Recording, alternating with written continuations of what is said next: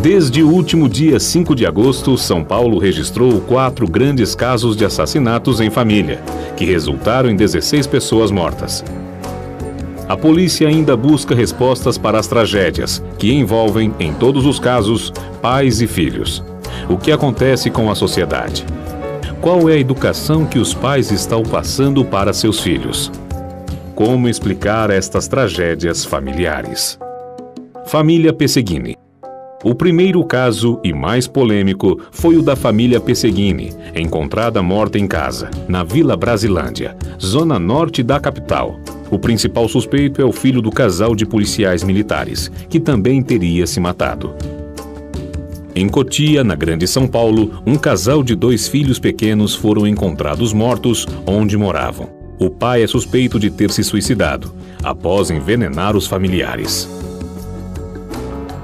Dia 8 de setembro, os corpos de Claudinei Pedrotti Júnior, de 39 anos, da mulher dele, Suelen Cristina da Silva, de 26 anos, e dos 2 filhos, um menino de 7 anos e uma menina de 2 anos, foram encontrados na casa onde moravam, em Cotia, na Grande São Paulo. Vizinhos chamaram a polícia depois que sentiram um cheiro forte vindo da casa. Ao entrar no imóvel, os policiais encontraram em uma cama de casal o pai abraçado à filha pequena e, ao lado, o corpo do menino. Na cama debaixo de um beliche estava o corpo da mãe. Nenhuma marca de violência foi encontrada nas vítimas, o que reforça a suspeita de que elas tenham sido envenenadas. O delegado acredita que o pai tenha matado a família e se suicidado. Uma frase foi encontrada escrita em uma parede: "Tentei cuidar dos meus filhos, mas não consegui." Mãe suspeita de matar filhas. No sábado, dia 14 de setembro, os corpos de 2 adolescentes de 13 e 14 anos foram encontradas na casa, onde elas moravam com a mãe, no bairro do Butantã, na zona oeste da capital paulista. A principal suspeita é a mãe, Mari Vieira Knorr, de 53 anos. A mulher teria confessado informalmente o crime e foi submetida a exames psicológicos. Mari está internada em um hospital universitário e deve ser ouvida pela polícia ainda nesta semana. Os investigadores acreditam que ela possa ter dopado as filhas antes de matá-las. Mari foi indiciada por homicídio, mas ainda não foi interrogada. Ela já tem 4 passagens por estelionato, mas nunca chegou a ficar presa. Os laudos dos exames toxicológicos, que vão mostrar se as jovens foram dopadas, devem ficar pronto em 30 dias. Desespero, psicose, transtorno mental, desvio de caráter. O que leva famílias inteiras a acabarem brutalmente assassinadas. Como entender crimes como esses? Como diz na Bíblia, sabe-se que nos últimos dias os homens se tornarão desafeiçoados, caluniadores, sem domínio de si, cruéis. Será que a sociedade está passando por um grave transtorno moral? É o fim dos tempos?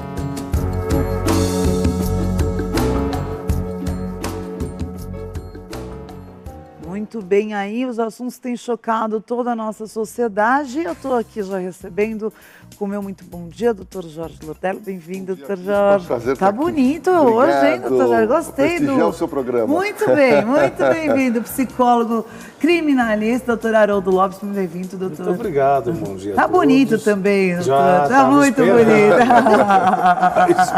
É um prazer estar aqui com todos vocês. Muito bem-vindo. E a minha querida Valnei, psicóloga clínica, também vem comentar esses assuntos. Bem-vinda, Val. Muito obrigada, bom dia a todos. Estamos aqui para conversar. Vamos degustar essa deliciosa sopinha e falar um pouquinho sobre esse assunto que tem chocado todo mundo. Doutor Jorge Lordello, vamos começar falando que tem aí estampado capas de revistas sem sido assunto de espanto para as pessoas. Nunca se viu tantas tragédias familiares, famílias inteiras dizimadas, ou pela loucura, ou pela dívida. O que se entende é que um ponto final é colocado pela loucura ou pela assolação dessas pessoas que têm cometido esses crimes. Como é que você tem avaliado isso? Olha, tudo começou com o caso da família de policiais militares, onde o filho, o adolescente Marcelo Pesseguini, é apontado pela polícia como sendo o autor de um crime brutal.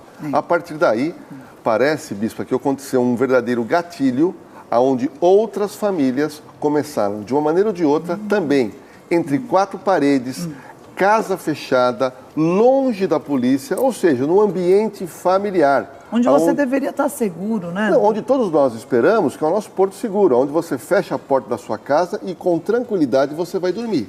E nós encontramos hoje, infelizmente, esses 4 casos que repercutiram demais. Existem outros casos também de suicídio e também casos onde o pai acaba matando uma filha e se matando. Agora, esse problema traz, eu acredito, Bispa, primeiro, numa questão de um distanciamento da família. Entre os próprios familiares, moram no mesmo teto, mas estão distantes. Tem uma frase que eu gosto de usar, numa das minhas palestras, que eu falo o seguinte: a internet aproximou os estranhos e afastou as pessoas conhecidas. Um outro detalhe que a gente pode discutir aqui: cerca de 40% a 50% das pessoas que vão a uma delegacia de polícia no Brasil registrar uma ocorrência, o problema é de ordem familiar. Puxa vida, que de dado! De 40% a 50% das pessoas que vão a uma delegacia não é porque foram roubadas, furtadas, estão levando para a delegacia um problema familiar. Metade do que se acontece nas delegacias, pode então... ser uma ameaça, pode ser uma agressão, pode ser uma pessoa que não tem a quem se recorrer e vai desabafar com o delegado, imaginando que o delegado pode chamar o marido ou chamar um filho e, eventualmente, o delegado dar uma bronca e aquela pessoa melhorar. O que isso nos conclui? Nos conclui que a família, muitas famílias estão doentes. Verdade. Estão adoecidas. Verdade. Para que precisem ir a uma delegacia ou, eventualmente, quando isso não é possível, e, infelizmente, esse caso no Jardim Bonfiglioli, uma mãe de classe média... Gente, o que aconteceu com essa senhora? Quer dizer, ela mata 2 filhas adolescentes, ela mata um cachorro e tenta se matar. Ela tinha dívidas? Tinha dívidas. Tinha. Ela tinha problemas de afetividade com filhos adolescentes? É normal. É normal. Agora, se qualquer família que tenha problema financeiro ou um problema com um adolescente se matar, então nós não vai perdido. sobrar nenhuma família. Eu acho que a discussão se baseia muito num problema de uma doença dentro do seio familiar. Isso é muito triste. Agora, doutora Haroldo, as pessoas realmente, por exemplo, a família não percebe esse distúrbio. Essa mãe já estava surtada, não? Eu acredito que sim. E isso é uma pergunta que a bispa está colocando, que até nós estávamos comentando também no camarim. O quanto que as pessoas transmitem um sintoma de que alguma coisa não vai bem e ninguém percebe. Os familiares não fazem a leitura, a escola muitas vezes não faz a leitura e a sociedade também não faz a leitura. Então não resta a menor dúvida de que alguma coisa anda errada. Porque você pega, por exemplo, Seul. Seul, para cada 100 mil habitantes, você tem um homicídio. Por que aqui no Brasil nós temos, para cada 100 mil habitantes, cerca de quase 40 homicídios? 40, 50 homicídios. Altíssimo. Então, alguma coisa acontece. Por que em alguns países com maior índice de miséria não tem tanta violência como o Brasil? Então, isso é uma pergunta boa mesmo. E também não acho que é só o Brasil, né? Nós também temos hoje em dia na China um dado que é alarmante. Um idoso, uma pessoa com 60 anos, que não receba a atenção afetiva dos filhos, o filho responde processo. Olha que ponto chegamos. Ou seja, o afeto, a atenção tem que ser cobrado judicialmente já num país. Isso sinaliza que alguma coisa está errada. Na minha opinião, bispa, eu acho que nunca nos últimos 150 anos, Valnei, Lordelo e você de casa também, crescemos tanto a tecnologia, a medicina. Nunca circulou tanta riqueza. Mas no mundo, as relações humanas não estão acompanhando esse desenvolvimento. Então eu acho que nós vivemos hoje em dia, bispa, numa sociedade operante, em que cada um tem que fazer alguma coisa. Isso que nós estamos fazendo hoje, de certa forma, parece que um pouco raro. Você ter 4 pessoas sentadas, reunidas, e que estamos falando de algo que nos assusta. Sem celular na mesa, porque hoje as pessoas sentam para conversar com o celular. A partir do momento que eu não tenho mais, essa eu acho que é uma das vertentes, a partir do momento que eu não tenho mais essa posição, por quê? Porque um pai tem que sair correndo pela manhã. A mãe vai chegar tarde. O outro sai correndo também, tem que ir para a escola, a mãe também. O que acontece? Isso vai deixando de se tornar um hábito, eu falar, da minha angústia, do meu medo, das minhas inseguranças, entendeu? Então, aquilo vai se tornando algo operante. Apenas nós sabemos que existem, mas o tempo para se conversar e perguntar o que está vendo um com o outro, se está bem, sabe, isso vem diminuindo, nós não temos mais tempo. Será que as pessoas aprenderam a ignorar as outras, já que elas têm que ignorar seus próprios sentimentos? Por exemplo, eu não almoço com meus filhos, mas eu tomo café da manhã, acordo mais cedo e sento com eles na mesa para tomar o café da manhã. Você acha que você tem que ignorar tantas vezes durante o dia os seus sentimentos para poder viver na velocidade que se espera? A sociedade, você tem que produzir, as metas são sempre maiores e mais competitivas, que as pessoas estão calando os seus sentimentos cada vez mais? Eu acredito que sim, acredito que as pessoas se calam, mas elas também, quando é dita a verdade, para elas não querem saber da verdade. Ninguém sabe ouvir crítica. Não, é isso? Por exemplo, eu tenho num determinado lugar que eu sou coordenadora, eu sou diretora técnica e recebemos muitas pessoas num dia para fazer avaliações, por exemplo. Eu saio do meu posto para ir lá avisar o pai, para avisar o parente, olha, seu filho está com um problema grave, olha, o seu marido... Parecer técnico. Exatamente. E o que acontece? E aí, não pode nem falar que é questão financeira. A pessoa fala, porque porque eu abro todo um leque de ajuda que nem vai precisar do dinheiro. Investimento. Não, não. E aí, doutor? Eles ignoram. Ah, não, a senhora que é louca, a psicóloga que é o que você está falando eu não acredito, e não é por aí, não é bem por aí. Existe um descrédito também com o título que você tem.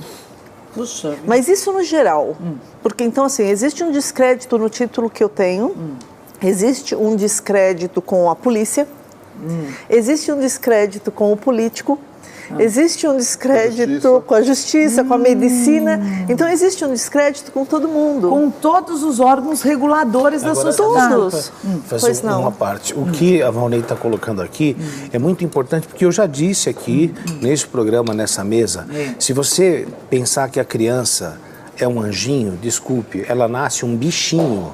Tanto é que se ela não for socializada, ela vai se comportar, vai se comportar como um animal, o Lordello. Então, o que há necessidade de, desde pequeno, você dar amor, carinho? Quando eu digo amor, carinho, na minha opinião, até na vida intrauterina, a criança percebe se ela está sendo bem-vinda ou não ao mundo. Eu concordo. Se ela percebe que ela está sendo bem-vinda ao mundo, e quando você vem a esse mundo, você que é mãe, você que é pai, que está nos acompanhando, abraça, beija, cheira a pele da criança, você faz com que as áreas que correspondem aos sentimentos nobres, Valnei, essas áreas vão se desenvolvendo e isso vai se tornando, vamos dizer assim, saudável, pronto para que você faça essa reprodução na adolescência e na vida adulta de uma pessoa humanizada, não uma pessoa prática.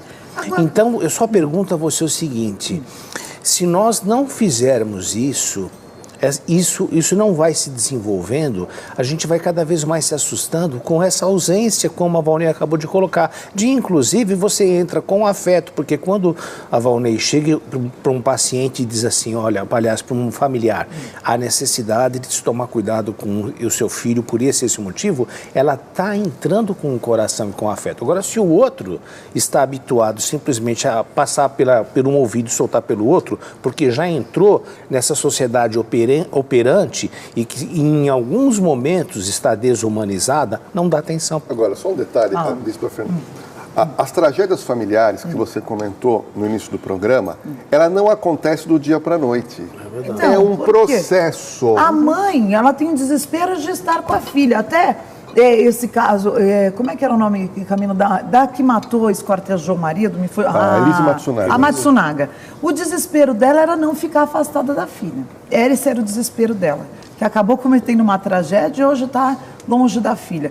Agora, uma mãe que resolve decidir matar as duas filhas e o cachorro por causa de dívida. Então, esse ato que ninguém poderia imaginar, não ocorreu do dia para a noite. Não foi assim, olha, hoje eu vou levantar e vou matar minhas filhas. Isso há todo um processo elaborativo, com começo, meio e fim. Só que hoje ninguém percebe quando um ente querido está mal. O que a Valnei colocou é muito importante. Uma profissional da área da psicologia chama pais e fala, o seu filho não está bem.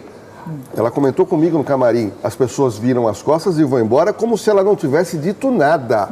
E digo mais, em delegacia de polícia, quando o adolescente ou o jovem é detido com drogas e levado à delegacia, primeira coisa que o delegado faz, chama a família. Chega a mãe, chega o pai. Sabe qual é a frase que você ouve mais? Qual? Seguinte, eu não sabia que o meu filho usava drogas. Essa frase é mentirosa.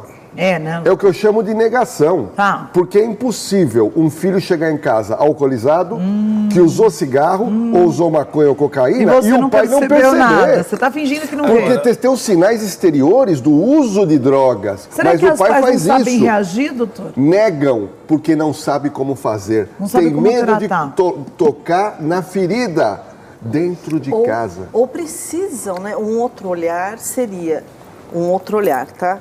Eu preciso desta ferida dentro de casa para não olhar as nossas feridas. Uau! Que Não é? O quanto a nossa família está decomposta, a nossa família está terrível. colocado. É um outro Agora, olhar, Muito bem não é? Você veja o que a Valnei está colocando. tragédias nos últimos 16 pessoas mortas com as tragédias. Então, Bispa, É um lugar que a gente se o que renova, doutor. Eu chego na minha casa, olho para o rosto das pessoas que eu amo e tudo vale a pena, não importa se você está com dívida, não está com dívida. Cadê esse Se a família for valor? sadia. Se a Eu família volto for a sadia. repetir. Olha o que nós estamos fazendo aqui e o que o telespectador deve, me perdoe, pegar como modelo. Nós estamos falando de coisas que normalmente não se fala. E você veja como desenvolve, cada um tem um ponto a acrescentar. Então, veja, vamos pegar de novo o exemplo que a Valnei acabou de Gostei dessa colocar. colocação. Às vezes, para eu não discutir com a minha esposa e vice-versa, os problemas conjugais, eu tenho que ter um bode expiatório para jogar minha raiva. E aquela pessoa precisa permanecer doente, para que eu não brigue e mantenha um casamento, eu desloco. Então, veja, um outro Eu quero aspecto. só colocar uma coisa que eu conceito muito até quando eu converso com os meus gestores. Confronto e conflito são duas coisas distintas. As pessoas, por medo de passar por dor, fogem de conflitos. O conflito não é saudável, mas o confronto ele é muito positivo. Quando eu tenho um ponto necessário. de vista necessário. E tem mais uma e parte. homem e mulher, Deus já uniu duas coisas diferentes já para que a gente tenha confrontos. Eu penso desse jeito, o esposo pensa de outro, você aprende com o olhar dele e ele aprende com o teu, né, doutor Jorge? Agora, isso é uma troca tão deixa eu só rica. fazer uma parte, Bispa.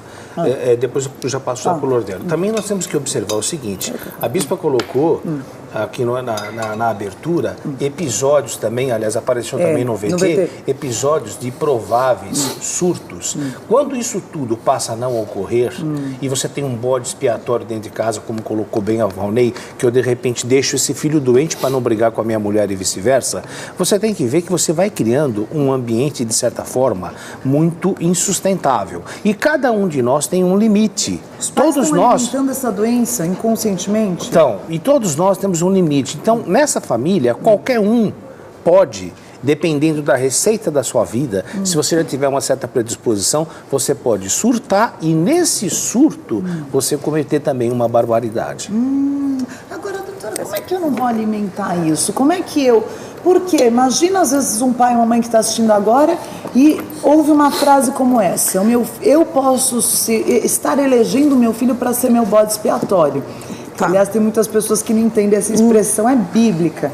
Um bode, no Velho Antigo Testamento, era entregue como expiação do pecado do povo inteiro. Então, ele era entregue como sacrifício e daí vem o bode expiatório.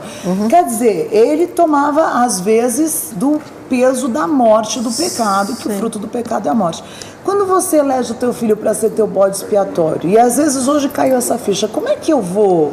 Porque isso é um ato inconsciente. É um ato inconsciente, isso. Como no consciente eu vou eliminar essas etapas e recuperar a saúde na família? Então, vou dar um exemplo para vocês. Por exemplo, quando a gente trata dependente químico, não adianta eu ir direto só na figura que está usando a substância. Eu tenho que achar dentro dessa família quem é o coadicto. O coadicto é o facilitador, sempre existe. Né? E o facilitador, na verdade, ele também precisa de que mantenha-se um coadicto dentro de casa. O codependente? É, o que pode ser chamado de codependente. O difícil não é só você trabalhar com... Vocês sabem disso, né? Possivelmente. Não é difícil você trabalhar com o dependente. É difícil você chegar para o coadicto e dizer para ele, você facilita. Mas, Vonei, o dependente, que é, acho que o maior temor da família é você ter um filho dependente. Meu Deus. Ele não fica dependente do dia para a noite. Não, ele não fica. Ele demora um período onde a família não quer enfrentar, ela está vendo, mas não enxerga. E aí pode ser coadicta. Essa mãe já era estelionatária, já tinha passado por problemas financeiros, já não soube enfrentar, escolheu o estelionato como solução. 3 denúncias de estelionatos. Quando tem problemas que se impõem a uma família que você não tem como eliminá-los. É uma enfermidade crônica. Ela vem com um impacto muito agressivo dentro de uma família. Agora, você Como tem que ver você vai o seguinte, elaborar isso dentro de família? Eu não sei se eu entendi bem a pergunta. Algumas pessoas, e os geneticistas, muitos já acreditam nisso. Isso. Algumas pessoas, elas já vêm Com isso. sem cura. Porque tem uma alteração cerebral e vão ser maldosas. Vão ser maldosas. Tá, mas e os filhos saudáveis, impactados por grandes problemas? Problemas da ordem como dessa mãe. Ela, se trabalhasse a vida inteira, não ia poder pagar essa dívida. Como que ela vai elaborar isso dentro de casa? Mas dívida, a grande parte do povo brasileiro está com problema de dívida. Então. Dívida é uma coisa natural. O brasileiro gosta de comprar prazo, depois acontece alguma coisa, passa a ficar devendo, vai ter um nome negativado. Mas como que a gente lidar com problemas e conflitos no ambiente familiar? Porque às vezes o pai fala, eu não vou contar para ninguém, essa mãe sozinha, eu não vou contar para ninguém. Agora, eu conheço pais que estão devendo, eu conheço pais que estão devendo e querem suprir a ausência de dentro de casa, dando um bom presente ao filho que não poderia dar. Verdade. Então, ao invés de dar o melhor presente que o seu filho quer, que é a presença, que é você fazer atividades como lavar um carro, passear com o seu filho, a pessoa prefere comprar um presente lindo, entregar para o filho e ela fala, bom, eu agora estou satisfazendo uma necessidade do filho. Não está. O filho não quer aquele autorama, o filho não quer um presente caro, o filho queria a presença do pai. Quando ele vê que não tem, ele começa a exigir um monte de coisa. E muita gente acaba comprando o que não pode dar. Agora, família, bispa, é prioridade. Qual que é a prioridade da família? A prioridade da família é a saúde da família, é o amor da família, não são bens materiais. Hoje, muita gente luta para ter um apartamento melhor, um carro melhor, e você está tendo uma família pior. Pagando com a família. Pagando com a família. Está pagando com a morte familiar. Da família operante. Porque, veja bem, quando nós somos pequenos, o que a gente aprende? Né? Tem até um texto muito bonito que ele diz mais ou menos assim, olha, quando a gente é pequeno a gente aprende a pedir desculpas, o pai e a mãe falam, olha, você não pode mentir, olha, conte a verdade pro papai, converse com a mãe, entendeu? Olha, quando você fizer alguma coisa errada, peça desculpas. Né? Ajude a quem você percebe que está precisando de ajuda. Aí no final do texto ele diz assim, engraçado, né? Se todas as nações fossem assim, todo mundo limpasse sua própria sujeira, ninguém prejudicasse o outro, pedisse desculpas, nós não teríamos uma guerra. Então eu tenho a impressão que também, de certa forma, dentro de casa, já que o tema é grandes tragédias, nós perdemos há muito tempo. Eu tenho a impressão que diminuiu-se não só o tempo de ficar com as pessoas, mas também o conteúdo tem sido fraco, porque você pode ter, às vezes, no seu caso, você acabou de dizer ao seu público que você, às vezes, não pode almoçar com seu filho, com seus filhos, mas, de repente, o pouco tempo que você tem no café da manhã, se tiver conteúdo e qualidade, isso não acontece. O que a gente percebe é o seguinte, é que muitas vezes esses conflitos que não são conversados dentro de casa, qual é o problema de você deixar com que seus filhos saibam assim, olha, papai e mamãe estão passando alguns problemas, mas nós vamos resolver. Olha, eu estou preocupado, às vezes ando um pouco triste porque o papai está com pouco dinheiro, mas isso vai se resolver. Então, o que acontece? Quando você não faz isso, quando você não faz isso, o papai não pode dar agora. Você não prepara, você não prepara o seu filho emocionalmente para o mundo. O dia que você começa cheio de... O dia que você começa a enxergar a realidade do mundo, que muitas vezes é poupada ou negligenciada dentro de casa, você às vezes não aguenta o impacto e escolhe uma faz, saída covarde. assim, entre aspas, não nem diria assim, bispa, mas às vezes você surta, porque você não aguenta a realidade que muitas vezes é poupada. Então, dizer muitas vezes para um filho não, e frustrar e angustiar às vezes um filho, ajuda muito a amadurecê-lo e prepará-lo para uma realidade da vida. Eu acho que receber às vezes um não em casa, ele vai ser muito mais suave do que receber um não do mundo e não saber lidar com essa frustração. E é isso, às vezes a pessoa quebra por completo, né? Aos pedaços, né? Quebra. E eu acho muito importante, bispa, a gente ter consciência que as pessoas hoje estão mais doentes do que nunca. Do que nunca. As pessoas estão doentes porque foi criado um mundo hoje muito narcísico, onde é tudo pela felicidade. A frase é essa, eu tenho que ser feliz. A pessoa está tendo uma vida de cão, mas está postando foto Tem até feliz. Pílula, felicidade. Exatamente. Então, assim, eu tenho que ser feliz. O diálogo. E eu penso que, assim, as autoridades que nós tínhamos, estamos perdendo. Nós tínhamos, vamos dizer, um receio a Deus. Hoje em dia já não temos mais. A grande maioria não tem, eram os pais, os filhos estão nem aí para os pais, uma época também foram os professores, hoje os professores, se eles dão bronca, os pais vão lá e metem bronca no professor, quer dizer, os filhos não têm mais medo de ninguém, não existe autoridade, não existe hierarquia. A doença mental existe, não adianta a mãe, o pai ou o marido olhar para mim e falar assim, Valnei, você tá louca. Eu digo, ok, eu tô louca e ele também. Ótimo! Estamos loucos. Estamos loucos. O importante é que você me fale o seguinte, vocês são doutores especialistas. Essas pessoas surtadas, que hoje não existe mais hospitais de louco, né? Elas bem medicadas, bem tratadas, poderiam estar vivendo na sociedade de maneira harmoniosa? Ou não? Tem que procurar tratamento. Se tivessem procurado um tratamento? Tem que procurar tratamento. Se não procurar... Eu penso assim, que existem patologias que sim. Outras não. Eu, Valnei, não acredito na cura do perverso. Tá. Que é o psicopata. Eu não acredito na cura. Esses casos são casos de psicopatas ou de pessoas que quebraram com a realidade? Eu acho que as duas coisas. As duas. Existem casos típicos de psicopatia, em que, como já foi colocado aqui na mesa, o indivíduo não tem cura e às vezes você já percebe essa maldade na infância. Às vezes na infância a pessoa já sinaliza maltratando animais domésticos. Quando briga para machucar mesmo o outro. E a família não reage. Vê um coleguinha... Como é que a família tem que reagir? Não trata. Reprimindo? A família não trata. Mais do que nunca hoje tem crianças, pais... Isso eu não posso deixar de falar. Como é que ela vai reagir? Como é que reage? Então, é difícil. Como é que reage? Com a criança ruim, de natureza. Bom, você tem que, o mais rápido possível, perceber, isso aqui não é normal. Meu filho, quando bate para machucar.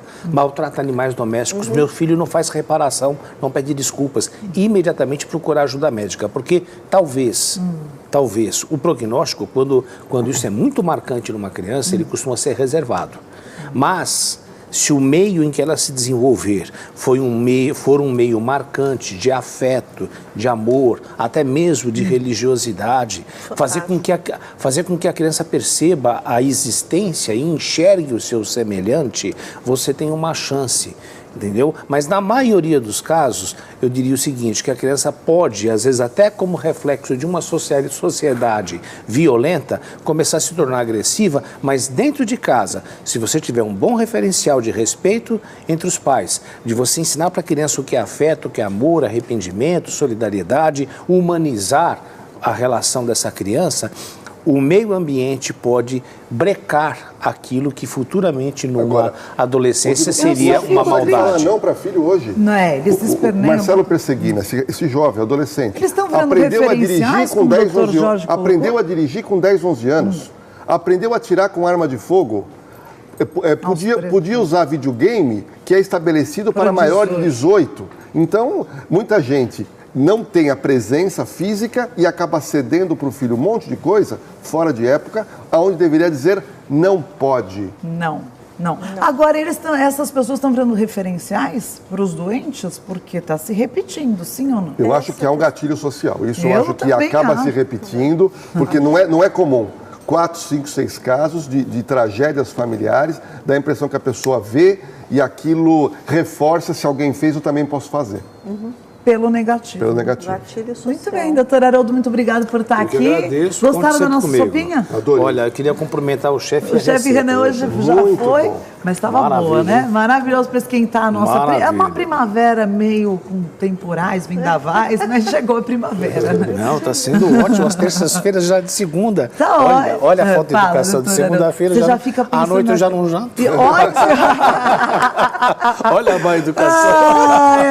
Doutor, os contatos, para quem quiser aprender mais. 0 operadora 11, sempre assim, né, Bispo? Muito bem-vindo. Estoura o meu tempo, Imagina. fala demais.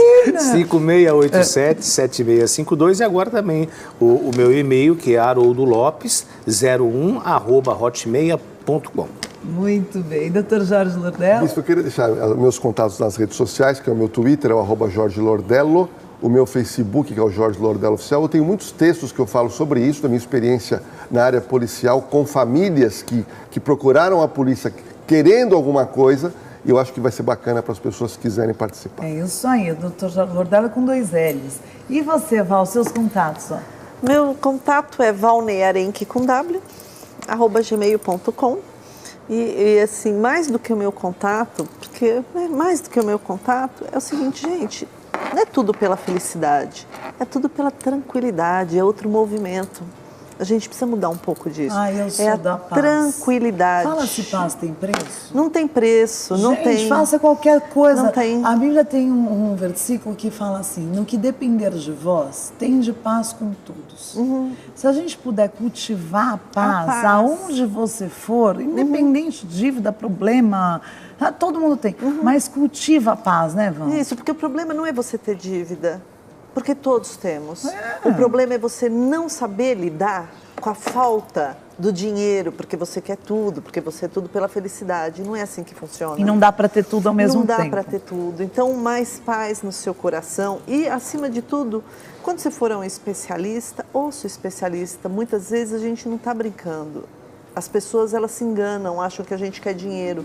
E às vezes o serviço nem é cobrado, né? E a pessoa não tem interesse. Só fazendo uma emenda aqui bem rapidinho, eu lembro muito bem de um caso que pediram para eu atender gratuitamente. Eu me ofereci, me coloquei, inclusive foi um caso daqui, e a pessoa não quis, disse que não, e depois falou mal. Quer dizer... Negação é que nem até o drogado que não aceita, não preciso de tratamento. Não, isso é ótimo. É mais ou menos isso, não aceito. Não preciso. Não preciso, Não preciso. entendeu? Começa com a E depois humildade. fala que ninguém foi dar Começa com ajuda. Olha, toda a reconhecimento. palavra excepcional para drogados e para pessoas que estão com dificuldade. Seja humilde. Humilde. A Bíblia ensina isso. Seja humilde. A humildade faz você enxergar a realidade, não a fantasia. Tem Não gente tire que fantasia, proveito. tem que ser humilde. Tô Quando doente, você tem uma preciso de dificuldade. ajuda. Eu estou com dificuldade financeira, Tô. vai chegar para o seu filho humildemente. Eu não posso trocar o seu celular. Eu não posso comprar o presente que você deseja, Vai porque o ganhar papai um não aliado. pode. Você ganha Tem um que ser aliado. humilde. Você Você ganha não um pode aliado. fingir, criar uma fantasia dentro de casa, aquilo que você não pode cumprir. E aí afundar ainda mais em dívidas. Muito bem, gente. Eu sempre aprendo demais com vocês. Gosto muito de ouvir da experiência de vocês mesmo. Sempre saio enriquecida desses debates de terça-feira.